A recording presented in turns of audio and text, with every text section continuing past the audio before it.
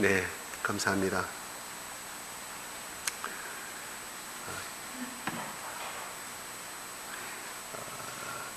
야고보서의 말씀과 여러분 로마서 말씀 공부하신 분들 있죠. 지금 이제 로마서 말씀과 상당히 이렇게 상충되는 부분이 있어요. 반대되는 개념이 있어요. 사도 바울은 로마서의 첫 장부터 로마서 마지막까지 이신칭이 믿음으로 구원을 얻는다는 이걸 끝까지 주장하고 그렇게 쓰여 있습니다. 주장이 아니라 성령께 주시는 말씀대로 쓰여 있는데 야고보서는 행하지 않는 믿음은 죽은 믿음이다. 그래서 행하는 믿음을 강조를 합니다. 그래서 어떻게 보면 조금 이렇게 모순된 것처럼 생각이 될 수가 있지만 그것은 적어도 예수 그리스도를 나의 아버지로 모시고 예수 그리스도를 통한 내가 거듭난 인생이라 하면 적어도 크리스찬으로서는 당연히 이러한 행동이 자연스럽게 흘러나와야 한다는 것을 주장하는 것이지, 내가 이 행동대로 하지 않았다고, 행하지 아니했다고 해서 그게 우리 구원과 영생하고는 약간의 차이가 있는 겁니다. 내가 이걸 행하지 않았기 때문에 내가 구원 못 받을까? 영생 얻지 못하는 거 아닌가? 천국 못 가는 거 아닌가? 이것은 여러분들이 거기에 개의치 않았으면 좋겠습니다. 왜 이거를 강조를 했냐면, 이것을 야고보 선생님이 강조한 이유가 그 당시에 초대교회 때 어떤 풍조가 있었냐면은, 야, 우리는 이제 예수 믿었기 때문에 예수님이 곧 오신다고 했으니까 우리는 가만히 기도만 하고 있다가 그 예수님이 오시는 날 우리가 하늘나라의 잔치에 참여하면 된다는 이런 그 사상을 가지고 있었어요. 그러니까 전혀 행하지 않는, 믿음도 전파하지도 아니하고 복음도 전파하지 아니하고 그렇게 지내버린 거예요. 그러니까 심각성을 깨닫고 하나님께서 야고보 선생님을 통해서, 이 야고보 선생님은 예수님의 동생이죠. 예수님이 승천하신 다음에 예수님의 어머니 마리아와 예수님의 동생과 같이 120문도가 마가다락 땅에서 성령의 하나님을 체험한 뒤로 놀랍게 변화되어 버린 그 사람이에요. 나중에 예수님께서 실제적으로 살아계실 때 이 야고보의 동생도 예수님을 미친 사람이라고 이렇게 했던 사람입니다. 그랬던 그가 성령의 아버지를 만나서 복음으로 증거하다가 성령의 감동받아서 쓴 것이에요. 심각하게 이 교인, 그대 초대교회 사람들에게 심각한 문제점을 발견을 해서 쓴 것입니다. 그래서 그가 서기 62년에, AD 62년에 순교를 했다는 기록이 예경에 전해지고 있습니다. 자, 그렇게 생각하시고, 자, 신앙이란 나와 하나님과의 관계 또는 나와 사람들과의 관계, 이 두 가지를 살펴볼 수가 있어요. 또 우리가 하나님은 안 보이시기 때문에 하나님과 나의 관계는 잘 되든 못 되든 어떻게 보면 그렇게 고민하지 아니하고, 물론 고민도 많이 하지만 실제로 눈을 부딪히지 아니하기 때문에 어떻게 보면 슬문슬문 넘어갈 수 있는 부분도 있습니다. 그러나 사람과 사람 사이에서 오는 나와 사람 관계, 또한 직장에서 관계, 교회에서 사람과의 관계, 이런 것들은 참으로 어렵습니다. 그렇지만 이 두 가지가 우리 그리스도인들이 하늘에 소망을 두고 하늘의 영주권을 얻은, 국적을 얻은 우리 시민으로서는 또 세상에 또한 국적을 갖고 살아가는 입장입니다. 하나님과 관계는 잘 되지만 나와 사람과의 관계가 성숙되지 아니하면 그게 우리 신앙이 앞서가는데 굉장히 방해가 되고 굉장히 피를 말리는, 다음 주일 가서 그 사람을 내가 어떻게 볼 것이며, 또 내일 월요일날 출근해서 그 직장에서 이렇게 얼굴 붉히고 사는 사람을 또 어떻게 만날 것인가. 상당히 그런 것이 있으면 기도도 안 되고 여러 가지 사탄이 우리를 제압해 버리는 것을 많이 볼 수가 있어요. 오늘 우리가 이 두 가지 관계가 어떻게 하면 잘 이루어질 수 있는가, 그래서 한번 오늘 본문을 통해서 같이, 그래서 성숙한 삶을, 성숙한 삶 가운데 성숙한 관계가 있어야 하는 줄로 압니다. 신앙의 성숙은 바로 관계의 성숙으로 나타납니다. 어떤 분들은 신앙이 참 좋아 보입니다. 기도도 잘합니다. 말씀도 암송도 잘하지만 대인관계에서 잘 안 돼가지고 만나는 사람들마다 상처를 주게 되고, 그래서 어려운 인간관계를 유지하는 분들도 있습니다. 그런데 그것은 진짜 성숙한 삶이 아니라고 본문 말씀은 말씀해주고 있어요. 하나님과의 깊은 관계가 어떻게 우리 삶 가운데 신앙의 성숙이 관계의 성숙으로 열매 맺어서 나와야 할 것인가.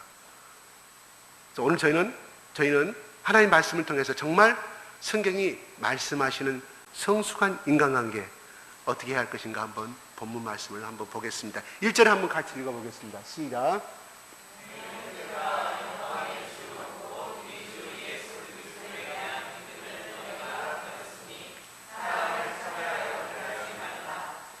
예, 1절은 믿음을 가진 우리가 영광의 주님을,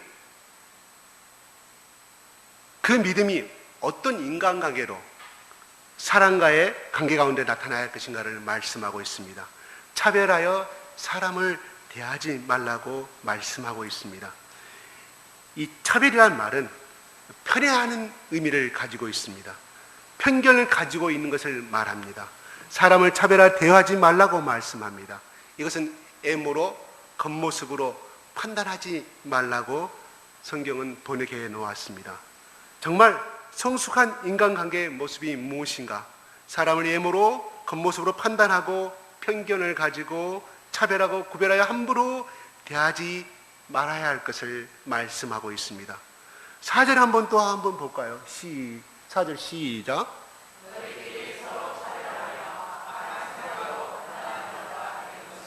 예, 바로 외모로 판단하는 그런 것이 악한 생각으로 판단하고 구별하여 차별하는 것이라고 말씀하고 있습니다. 그리고 이 본문에 있는 말씀을 2절과 3절에 조금 더 자세하게 예를 들어 야고보 선생님은 말하고 있습니다. 2절 3절 같이 읽을까요? 시작.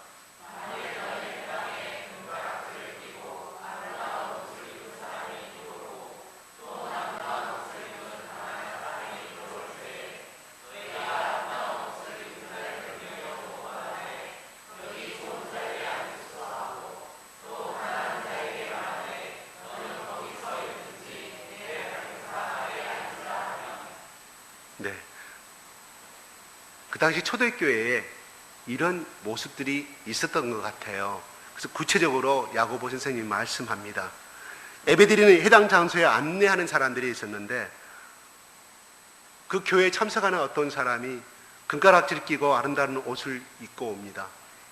이 금가락지를 꼈다는 것은 이 언어에는 금가락지들 복수로 쓰고 있어요. 그러니까 손가락마다 반지를 끼고 팔찌를 낀 아주 그 기부인을 있었던 그런 사람들이 많이 참석했었는가 봐요. 또 아름다운 옷을 입고 왔습니다. 또 귀티가 납니다.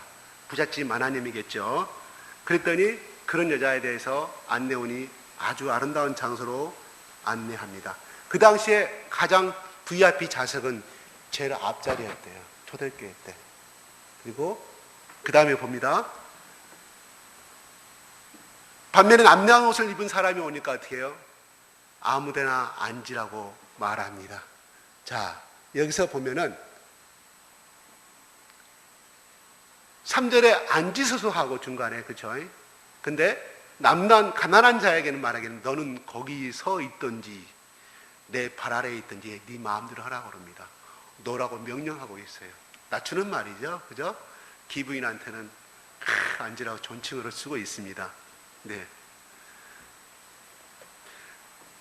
정말 성숙한 인간관계는 외모로, 겉으로, 조건으로, 상황으로 사람을 판단하고 평가하여 차별하는 것이 아니다라고 말씀하고 있는 겁니다. 그 당시에 제일 뒷자리는 제일 신분상으로 별보지는 없는 사람이 앉았던 자리라고 그래요. 오늘 진아 시사님이 제일 특석에 앉아 있는 거예요.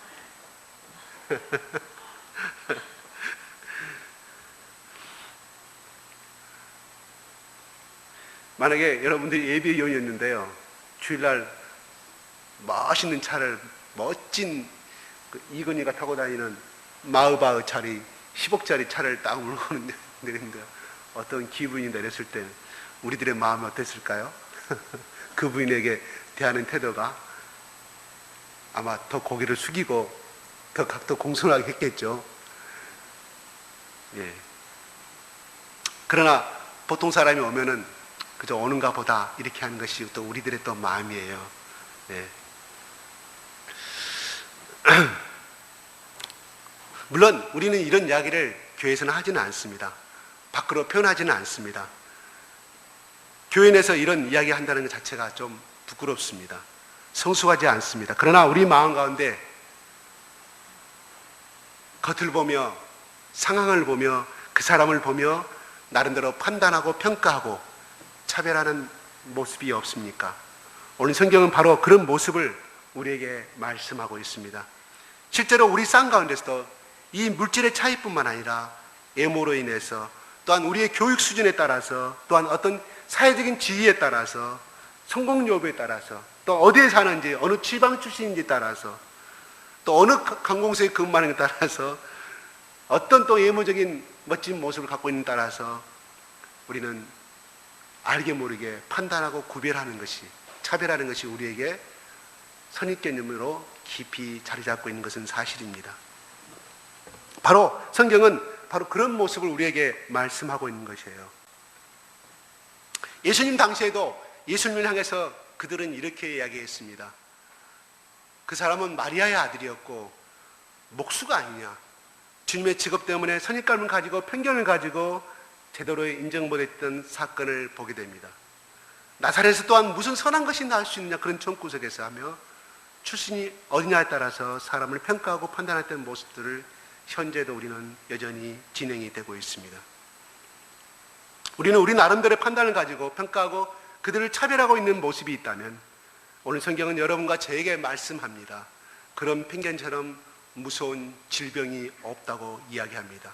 이 편견이, 이 차별이, 이런 것들이 우리 마음에 들어오게 되면 우리는 상황을 제대로 판단할 수가 없으며 사람을 제대로 이해할 수가 없습니다.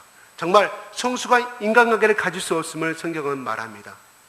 그러면 우리는 어떻게 정말로 성숙한 인간관계를 가질 수 있을까요? 우리가 중요한 것은 사람을 볼 때 하나님과의 인간과의 관계 속에서는 하나님의 시각으로 바라보는 것이 중요하다고 생각합니다. 하나님의 시각으로 바라보라는 것입니다. 하나님은 인간관계를 어떻게 하실까? 우리는 하나님을 닮아가기를 원합니다. 그렇다면 하나님이 인간과 어떻게 관계하시는가? 우리 주님의 모습을 살펴보기를 원합니다. 5절에 같이 한번 보겠습니다. 시작.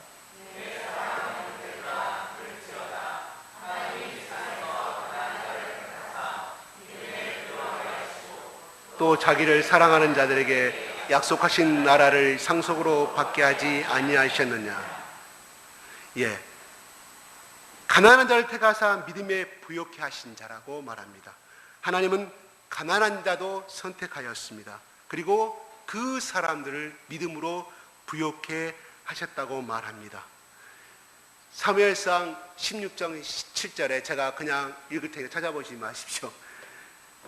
여호와께서 사무엘에게 말합니다. 그의 용모와 키를 보지 말라. 내가 이미 그를 버렸노라고 말합니다. 내가 보는 것은 사람과 같지 아니하니 사람은 애모를 보거니와 나 여호와는 중심을 보느니라고 말씀하고 있습니다. 이 말씀은 사울을 버리고 다윗을 선택하시면서 하나님이 사무엘 선지자에게 말씀한 겁니다. 물론 다윗이 준수한 사람인 것은 맞습니다. 그러나 하나님이 그 애모와 준수한 것을 본 것이 아니라 바로 다윗의 속에 들어있는 하나님을 향한 중심을 보았다는 것입니다. 하나님이 인간관계에서 하나님이 보시는 것은 바로 마음의 중심을 보신다는 것입니다. 애모를 보시지 않는다고 본인 자신이 말씀하고 있습니다. 우리의 조건을 보지 않는다고 말하는 것입니다. 바로 나의 가능성을 하나님은 보시는 것입니다. 하나님이 나를 그렇게 보시고 나를 선택하시고 나를 사랑하시고 나를 위해 자기의 모든 것을 주셨다고 말씀합니다. 하나님이 만약에 조건을 보셨다면 하나님 만약에 우리의 예모를 보셨다고 하면, 하나님이 밖에 보이는 것으로 나를 보셨다고 하면 어느 누가 하나님의 자녀로 선택받을 수 있었을까요? 하나님은 나의 있는 모습 그대로 나에게 받으시고 나의 가능성을, 나의 마음을 보셨다라고 성경은 말씀하고 있습니다. 우리가 사람을 볼 때 무엇을 봅니까? 우리의 관계 가운데 이 사람하고 만나면, 이 사람하고 관계를 맺으면, 이 사람하고 교제하면 내게 무슨 이득이 있을까? 또 내게 무슨 혜택이 있을까? 혜택이 많은 사람에게는 좀 더 좋게 대하고, 그렇지 않은 사람들에게는 함부로 대하고, 그러니 좀 위에 있고 높고 내게 도움이 되는 사람들에게는 그렇게 친절하고 잘하면서도 내보다 수준이 밑에 있다고, 저 사람하고 관계를 가져봐야 별 볼 일 없다고 생각하면서 우리는 함부로 대하고, 함부로 대하지는 않지만 우리는 마음속에 벌써 차별을 두고 상대를 대하고 있다는 것입니다. 오늘 성경은 믿음을 가진 우리가 영광의 주를 주로 맞았으니 영광의 주님께서 어떻게 인간들을 보시면서 관계하시는가, 있는 모습 그대로 나를 받으시고 나의 마음의 중심을 보시는 하나님의 모습을 야고보 선생님은 말씀하고 있습니다. 예전에 20년 전에 나온 책인가요? 예수라면 어떻게 하셨을까 하는 책이 나온 적이 있습니다. 그 시각에는 어떤 상황에 부딪혔을 때, 이런 경우에 예수님이 이런 상황에 부딪혔다고 하면 예수님이라면 어떻게 생각하고 어떻게 판단했을 것인가에 대한 책이 센세이션을 일으킨 적이 있습니다. 내가 지금 현재 부딪히고 있는 인간관계, 힘들고 어려운 인간관계, 그리고 맺어져야 되는 우리의 인간관계 가운데 나의 가정과 일터와 또한 우리의 교회 공동체 가운데 예수님이라면 이 사람에 대해서 어떻게 용납할 것인가, 어떻게 받아들일 것인가, 예수님이라면 어떻게 하셨을까라고 생각한다면 우리는 그들을 있는 그들의 예물로 받아버리지 아니하고, 조건으로 받아들이지 아니하고, 차별하여 구별하지 아니하고, 있는 모습 그대로 똑같이 중요하게 공평하게 존중해 줄 수 있음을 생각하여 봅니다.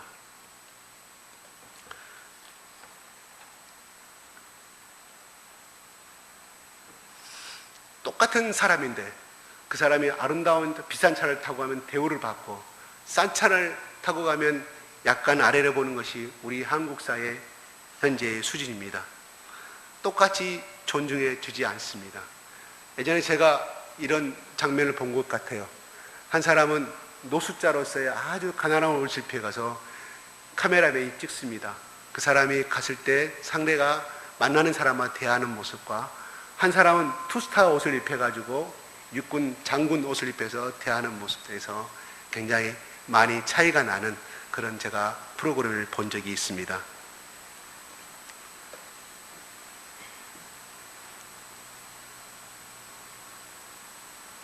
정말 어떻게 하면 우리는 모든 사람들을 똑같이 존중해 줄 수 있는가? 주님이 우리의 모습을 보시면서 그대로 받으시고 똑같이 여러분과 저를, 가난한 자를 택하여서 믿음의 부요한 자가 되게 하신 것처럼, 연약한 자를 택하셔서 강한 자를 부끄럽게 하시고, 지혜 없는 자를 택하셔서 지혜로운 자를 부끄럽게 하시는, 공평하고 똑같이 대하시는 그 하나님, 나의 조건, 나의 물질, 나의 상황이 하나님 앞에서 나의 존재에 조금도 영향을 끼치지 않고 내 모습 이대로 나의 존재 그 자체로 나를 중요하게 여기시는 하나님을 생각하며, 우리도 우리의 인간관계 가운데서 그렇게 존중하며 대할 수 있는가? 바로 그 인간관계, 그렇게 보는 기준은 바로 주님의 시선으로 바라본다고 하면 그게 가능하다는 것입니다. 나의 시선은 절대 될 수가 없다는 말이죠. 또 하나 생각해 볼 수 있습니다. 오늘 또한 말씀은 8절 9절에 한번 볼까요? 시작.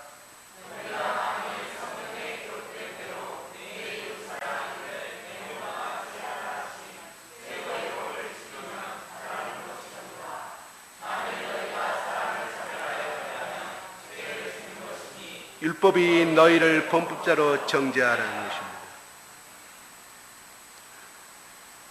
8절 말씀에 최고의 법을 지키면 잘하는 것이니라 말씀하고 있습니다.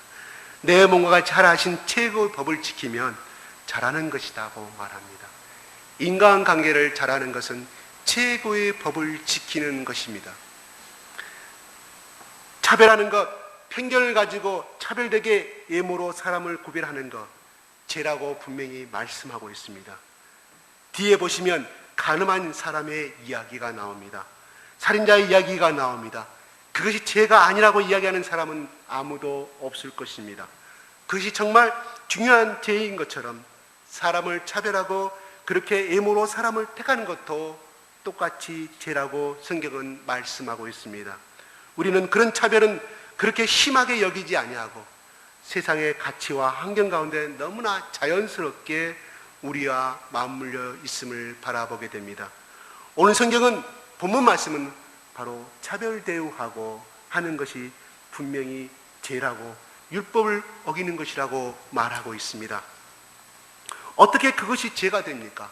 내 이웃을 내 몸처럼 사랑하라는 최고의 법을 어기는 것이 죄가 된다고 성경은 말합니다. 그러므로 여러분, 우리의 성숙한 인간관계를 우리가 생각하는 그 사람들을 향해 내 이웃을 내 몸처럼 사랑하라는 최고의 법, 이 하나님의 말씀이 여전히 우리의 인간 가운데도 적용이 되고 있다는 사실을 우리는 기억해야 할 것입니다. 사람을 보면서 저 사람은 나한테 가까이 오지도 못할 사람이고 옛날엔 정말 내 밑에 있었던 사람이고 요즘 많이 컸으라고 우리는 이야기하면서 사람들을 무시하기도 합니다. 또 그렇게 차별하여 평가하는 것입니다. 나는 그것이 정당한 평가라고 생각할지 모르지만 그것은 내 이웃을 내 몸처럼 사랑하라는 하나님의 최고의 율법을 어긴 죄가 된다고 성경은 지금 말하고 있습니다. 그러므로 여러분, 성숙한 인간관계를 위해서는 정말 내 이웃을 내 몸처럼 사랑하는 것이 중요합니다. 사랑하기 위해서는 물론 내 몸처럼 사랑한다는 건 참으로 힘듭니다. 그러나 사랑하기 위해서는 들어야 합니다. 경청해야 합니다. 관심을 가져주는 것이 중요합니다. 관심을 가지면 그 사람이 보이기 시작합니다. 관심을 가지면 그들의 아픔을, 그들의 상황을, 그들의 어려운 점이 보이기 시작한다는 것입니다. 이름을 알고 관계를 갖는 것도 얼마나 중요한지 모릅니다. 사람은 다 자기 이름이 알려지기를 원합니다. 또한 그런 깊은 관계로 인식되기를 원합니다.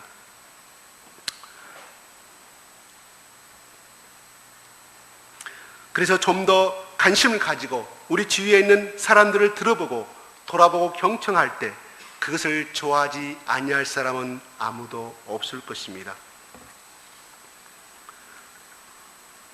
정말 관심을 가지고 사랑하는 마음, 내 이웃을 내 몸처럼 생각하는 것, 여전히 우리의 인간 가운데서도 적용이 돼야 할 부분입니다. 간디가 영국에 유학을 갔을 때의 이야기입니다. 그런 어떻게 하면 인도에 있는 그 계급제도 때문에 어떻게 하면 이것을 타파할 수 있는가에 대해서 항상 문제의식 가지고 고민했던 사람입니다. 그런데 그가 영국에 가서 성경을 보면서 팔복 시리즈를 보게 되고 그 말씀에 얼마나 은혜를 받았는지, 그는 이런 사람이 있는 교회라면은 우리 조국의 이 신분제도를 해결할 수 있지 않을까 하고 영국의 교회를 방문합니다. 그러나 그는 가는 곳마다 교회 앞에서 문전박대를 당하게 됩니다.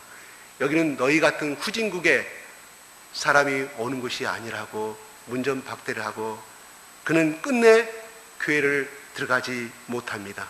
그래서 그는 이런 말을 남기며 교회를 떠납니다. 나는 그리스도는 존경하지만 그리스도는 경멸한다는 그 말을 가지고 인도에 돌아와서 위대한 민족의 스승이 되었지만 기독교의 그 영향력의 은혜를 잊지 못하고 되었지만은 민족의 스승이 되었지만 만약에 간디가 그가 기독교를 영접하고 예수를 영접하였다면 인도의 놀라운 복음화 역사는 이루어졌다고 생각해보게 됩니다. 사랑을 베풀면 사랑은 부메랑에 대해서 반드시 우리에게 돌아옵니다. 내가 악을 베풀면 악을 심은 그 악은 반드시 나에게 부메랑에 들어서 돌아오게 되는 것이 하나님의 법칙이요 자연의 법칙입니다. 관심을 갖고 경청해주고 들어주고 우리의 마음을 나눠준다고 하면 그 사랑은, 그 감사는 나의 인간관계를 성숙하게 만들 것이며 내 이웃을 내 몸처럼 사랑하라는 최고의 법으로 실천하는 것이 될 것으로 믿습니다. 12절에 한번 보겠습니다. 12절 13절 시작.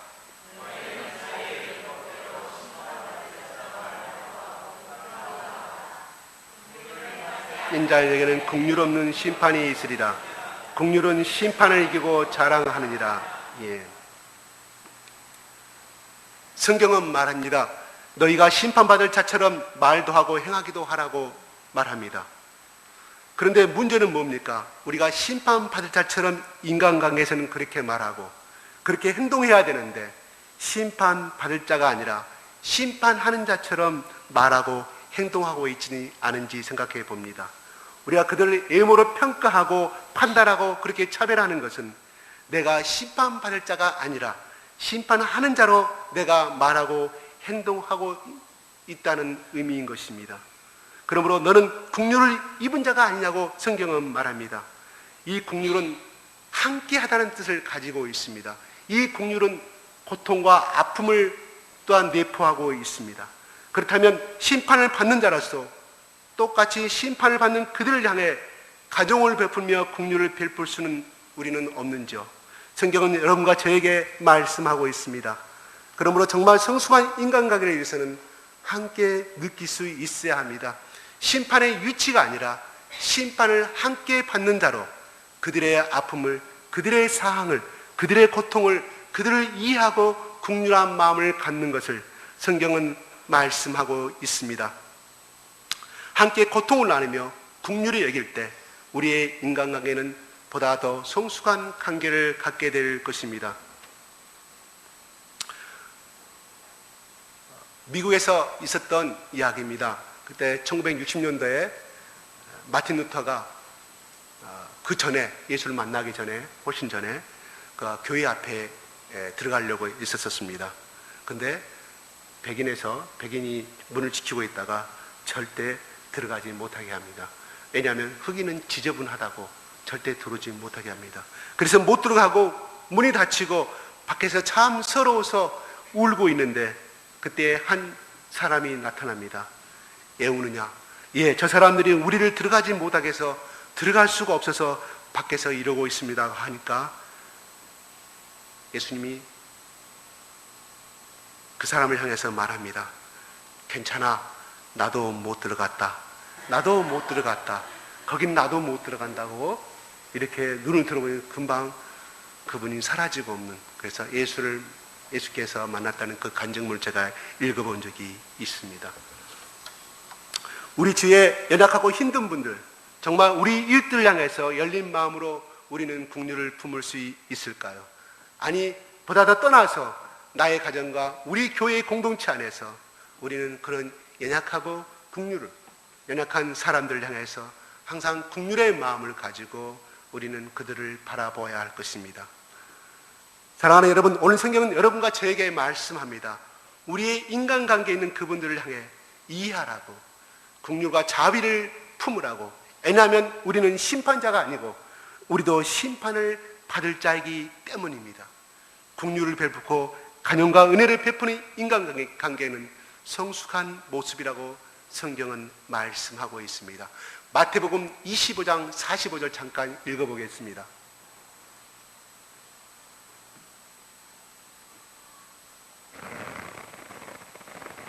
(25장 45절) 예, 시작.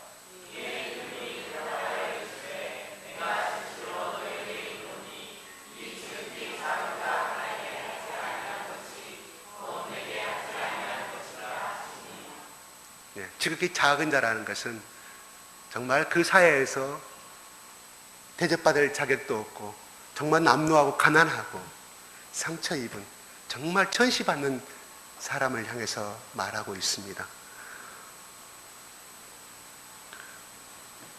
세상을 살아가면서 우리는 인간관계에서 오는 정말 피를 말리는 그 인간의 갈등 관계를 여러분이 많이 겪어봤을 것입니다. 그 일 때문에 내일 또 다시 만나야 될 그 사람 때문에 잠을 못 자고 얼마나 갈등을 겪을 때가 많이 있습니까? 또 그 마음에서 눈이 부딪히고 살아가는 그 갈등들을 얼마나 우리는 많이 경험을 하게 됩니까? 오늘 우리 중에 혹시 그런 관계 때문에 힘들고 어려움을 겪는 분들이 있습니까? 오늘 인간관계를 주님의 마음으로 바라보시기를 바랍니다. 인간관계를 정말 내 몸처럼 내 이웃을 사랑하는 마음으로 생각해 달라는 것입니다. 그리고 나도 심판을 받을 자인 줄 알아 그들을 향해 이해하고 함께 아파하고 국률한 마음을 가졌으면 고맙겠습니다. 이거는 특히 우리의 공동체 안에, 우리 교회 공동체 안에서 내가 내 이웃을 내 몸처럼 사랑할 수는 없지만 주일마다 만나고 수요일마다 만나는 우리 공동체 안에서만이라도 이것을 실천해 나가는, 물론 쉽게 안 되겠죠. 자그마한 것부터 챙겨주고 말이라도 위로해주는, 그래서 우리가 예수 그리스도의 그 사랑을 실천해 가는 아름다운 우리 교회가 되었으면 고맙겠습니다. 기도하겠습니다.